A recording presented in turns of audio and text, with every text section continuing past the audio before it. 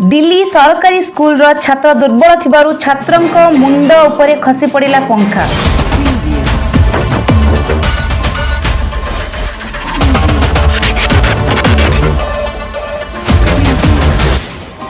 दिल्ली सरकारी स्कूल और शिक्षा मॉडल को विश्व स्तर में प्रशंसा करा जाथिबा दाबी करुछि सेठारे शासन रे थिबा पार्टी। साथियों, आप सब लोगों को मेरा नमस्कार।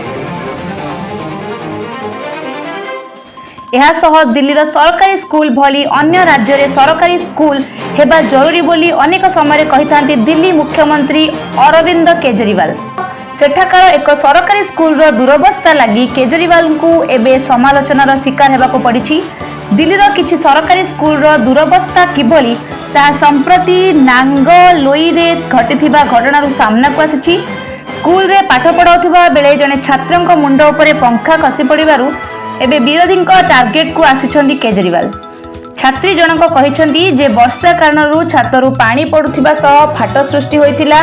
अगस्त 27 रे श्रेणी गृह रे बसिथिबा बेले छात फाटी जिबा सह हठात पंखाटी मो मुंड उपरे पड़ी जाइथिला। तेबे एही घटना परे स्कूल कर्तृपक्ष किंबा सरकार एपर्यंत कोनोसी मंतव्य देई नाहंती।